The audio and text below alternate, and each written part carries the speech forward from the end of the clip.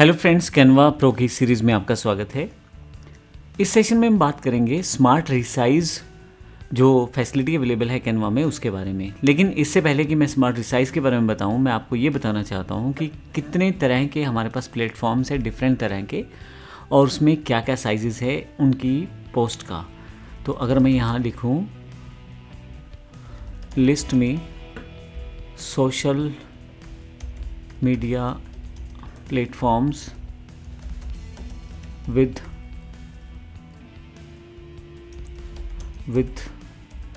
their post size। अब एक छोटा सा एग्जांपल मैंने यहाँ पे टाइप किया है। अगर आप देखें इंस्टा में अलग अलग तरह का कंटेंट टाइप है और अलग अलग तरह का साइज़ है। ये देखें आप, प्रोफाइल पिक्चर, पोस्ट है, पोस्ट पोर्ट्रेट है, पोस्ट लैंडस्केप है, हर एक का साइज़ यहाँ पे अलग अलग है। ट्विटर पे चले जाएंगे तो वहाँ उसका साइज़ अलग अलग है, लिंक्डइन में उसका साइज़ अलग अलग है, फेसबुक में साइज़ है वो अलग है, पिनरेस्ट में साइज़ अलग है, यूट्यूब पे साइज़ अलग है, टिकटॉक है। तो इस तरह के काफ़ी सारे मीडिया प्लेटफॉर्म्स हैं, सोशल मीडिया पर्टिकुलरली, जहाँ पे अलग अलग साइज़ अवेलेबल रहता है। हो सकता है कुछ ऐसे सोशल मीडिया प्लेटफॉर्म्स हो सकते हैं जिनका कंटेंट टाइप का जो साइज़ है वो एक दूसरे से मैच कर जाए, पर मुख्यतः इन सब के साइजेस अलग अलग ही रहते हैं। अब यहाँ पे एक क्वेश्चन ये उठता है कि जब आप एक किसी पर्टिकुलर सोशल मीडिया के लिए कोई पोस्ट बनाओगे तो दूसरे के लिए क्या करोगे? क्या दोबारा उसे बनाएंगे या दूसरा दोबारा से रीडिज़ाइन किया जाएगा? क्योंकि देखें मैं यहाँ से अगर शुरू करूँ इंस्टाग्राम से तो साइजेस बिल्कुल अलग अलग हैं, ट्विटर पे साइजेस अलग अलग हैं, लिंक्डइन पे हैं, फेसबुक पे हैं, ट्विटर पे, यूट्यूब पे, हर एक पे साइजेस बिल्कुल अलग अलग हैं। अब ऐसे स्थिति में कैनवा आपको बड़ा अच्छा एक टूल देता है स्मार्ट रिसाइज का। आइए देखते हैं वो किस तरह से काम करता है। मेरे पास कैनवा ओपन है और यहाँ मेरे पास एक डिज़ाइन है जिसको मैं चाहता हूँ अलग अलग डिफरेंट तरह के जो सोशल मीडिया टाइप्स हैं उन पे अलग अलग तरह की पोस्ट क्रिएट करने के लिए मैं उसमें कन्वर्ट करना चाहता हूँ। तो उसके लिए मैं स्मार्ट रिसाइज का यूज़ करूँगा। तो इसके लिए करना क्या है, आपको कोई भी डिज़ाइन जो आपके पास तैयार है, जैसे मान लीजिए यही डिज़ाइन मुझे चाहिए, मैं इसी को कस्टमाइज दिस टेम्पलेट कर लेता हूँ। अब एक तरह का जो डिज़ाइन है इसका साइज़ बिल्कुल अलग रहा होगा। अगर आप यहाँ देखें तो इसका साइज़ 1200 इंटू 628 पिक्सल है, यानी कि 1200 गुना 628 पिक्सल का ये टेम्पलेट है और ये फेसबुक का ऐड है। अब मुझे मान लीजिए इसको कन्वर्ट करना है किसी दूसरे में, तो इसके लिए मुझे करना क्या है, आपको ज़्यादा कुछ नहीं करना। करने के लिए कैनवा सब अपने आप करेगा।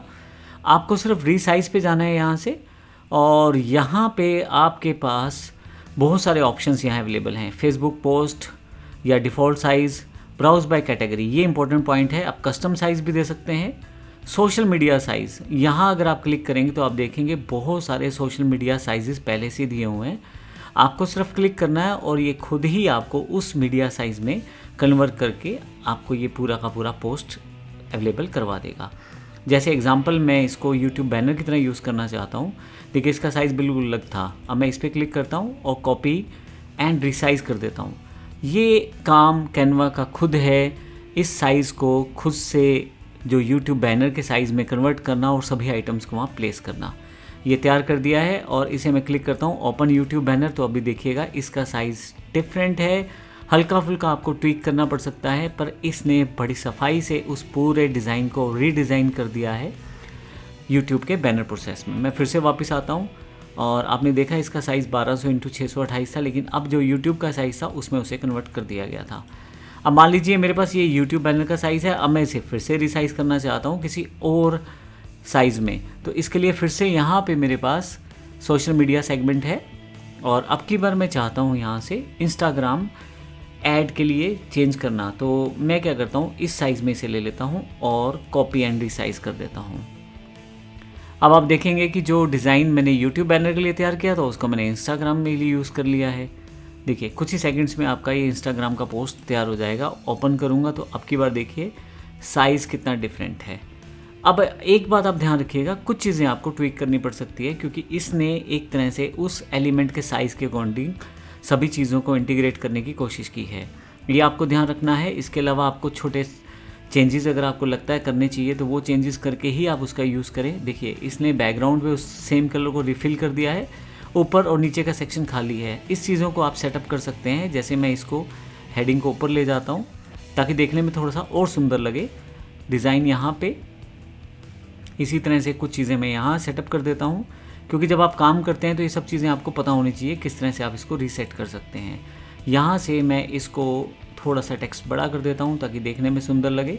और फाइनली ये जो चीज़ें हैं इनको मैं इस तरह से न रख के इनको कहीं ना कहीं इनको मैं एक के ऊपर एक इस तरह से कुछ रीसेट कर देता हूँ और इसको मैं नीचे की तरफ ले जाता हूँ। यहाँ पे थोड़ा सा स्पेस बीच में सेटअप कर देते हैं ताकि मैं इसको नीचे ले जाता हूँ। मैं सिर्फ रफली आपको बताना चाह रहा हूँ कि किस तरह से आप बड़ी जल्दी ये सब चीज़ें सेटअप कर सकते हैं। बीच में एक इमेज है, इसको हम रीसेट कर देते हैं यहाँ तक के लिए। थोड़ा सा इमेज छोटा कर देते हैं, इस इमेज को भी थोड़ा सा छोटा किया जा सकता है। और फाइनली ये देखें, मैंने कुछ चीज़ें थोड़ी सी चेंज की हैं, साइज़ चीज़ें, और एक सुंदर सा डिज़ाइन मेरा तैयार हो गया है। तो अब ज़रूरी नहीं है कि हर चीज़ आपके लिए कैनवा करवा दे लेकिन अवेलेबल, लेकिन इसमें फिर भी आपके पास उसने कुछ जो मेन साइजेस हैं या कुछ जो डिफ़ॉल्ट एलिमेंट्स हैं वो सारे के सारे उसने प्लेस करके दे दिए हैं। बाकी आप सब चीज़ें बदल के अपने अकॉर्डिंग उसको रीसेट कर सकते हैं। तो इस तरह से कैनवा के स्मार्ट रिसाइज से काम करना बड़ा आसान हो जाता है। हर एक सोशल मीडिया के लिए पोस्ट बनाना वैसे भी मुश्किल हो जाता है, तो आपको कैनवा ये इतना बड़ा फीचर देता है कि बड़ी आसानी से आप उन सब मीडिया चैनल्स या मीडिया प्लेटफॉर्म्स के लिए पोस्ट क्रिएट कर सकते हैं। धन्यवाद।